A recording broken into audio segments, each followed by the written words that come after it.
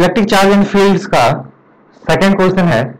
इसमें कह रहे हैं कि the electrostatic force on A small sphere of charge 0.4 microcoulomb due to another small sphere of charge minus 8 microcoulomb in air is 0.2 Newton, है ना।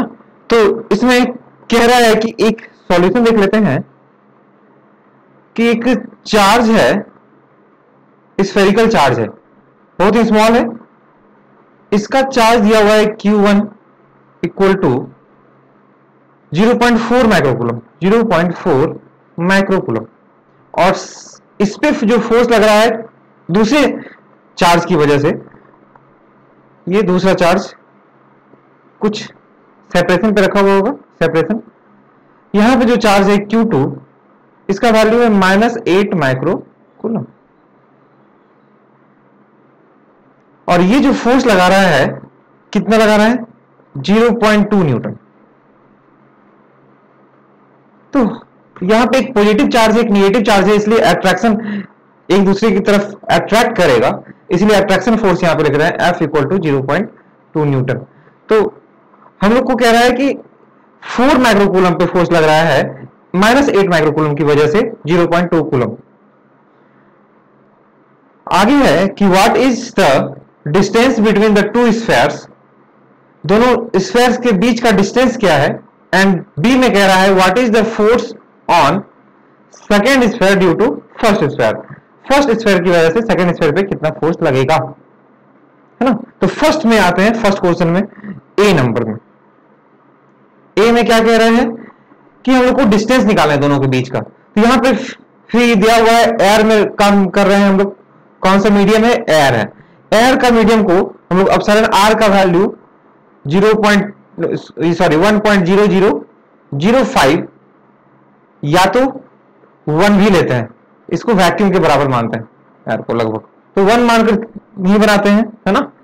तो ये हो जाएगा फोर्स इज इक्वल टू, जो भी फोर्स एक दूसरे पे लगा रहा होगा, तो फोर्स जो लगाएगा वो F equal to Coulomb's law के according to Coulomb's law, F is equal to K Q1 Q2 by R square, और जो K होगा वो डायरेक्ट हम लोग लिखेंगे 1/4 पाई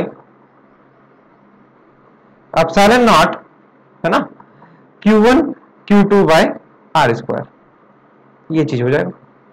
तो हम लोग फोर्स का वैल्यू हम लोग को पता है ना, एक किसी भी एक चार्ज पे फोर्स पता है कि इस चार्ज पे फोर्स लग रहा है 0.2 कूलम, सॉरी न्यूटन, ये न्यूटन में दिया हुआ है तुम्हारा।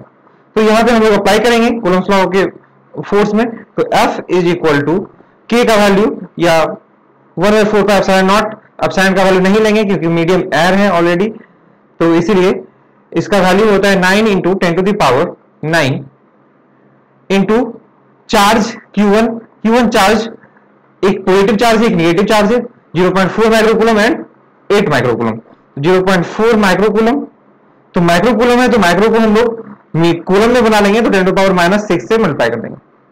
माइक्रोकूलम माइक्रोमीटर होता है तो उसमें 10⁻⁶ से मल्टीप्लाई करते हैं तो मीटर में कन्वर्ट होता है। वैसे ही माइक्रोकूलम है तो 10⁻⁶ से मल्टीप्लाई कर देंगे तो कूलम बन जाएगा, और -8 है कूलम, तो -0.8 जो है चार्ज, तो माइनस है लेकिन हम लोग माइनस नहीं लेंगे, माइनस की जरूरत यहाँ पे नहीं है, सिर्फ माइनस ये डिसाइड करता है कि डायरेक्शन फोर्स का किधर होगा।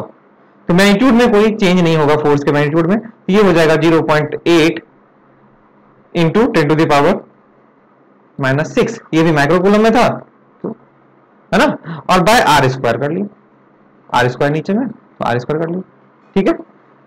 चलो, तो यहां पे हम लोग R स्क्वायर कर देंगे, और फोर्स का जो वैल्यू है वो भी यहां पे रख सकते थे, तो फोर्स का वैल्यू है 0.2, तो 0.2 न्यूटन। यहां से हम लोग क्या निकालना है, R स्क्वायर का वैल्यू निकालना है, तो R स्क्वायर एक साइड कर लें हम लोग तो बहुत आसान भी हो जाएगा। तो R square equal to 9 into ये 0.4 इंटू 0.8, 0.32, तो 0.32, है ना, दोनों को मल्टीप्लाई कर दिए, और पावर्स जो है 10⁻⁹, 10⁻⁶, 10⁻⁶, तो सारे पावर्स ऐड और सब्ट्रैक्ट हो जाएंगे, तो 10⁻⁻³ बचेगा सर, आप चेक कर सकते हैं। और ये फोर्स का वैल्यू जो था वो इधर आ गया, क्रॉस मल्टीप्लिकेशन कर दिया, हो गया। अब यहां पे हम लोग ऊपर में 0.3 है, 32, इस 0 पॉइंट को हटा दें तो सिर्फ नीचे 10 बच जाएगा, है ना। ऊपर 10 जाएगा, नीचे 100 होगा, कैंसिल हो जाएगा। तो ये आर स्क्वायर इक्वल टू, है ना, ये 2 से 32 कैंसिल 16, तो 9 इंटू 16 ये हो गया 144 इंटू 10 टू द पावर -4, क्योंकि 10 नीचे है तो ऊपर जाएगा तो माइनस में आ जाएगा पावर। तो आर स्क्वायर का वैल्यू यहां से पता चल गया।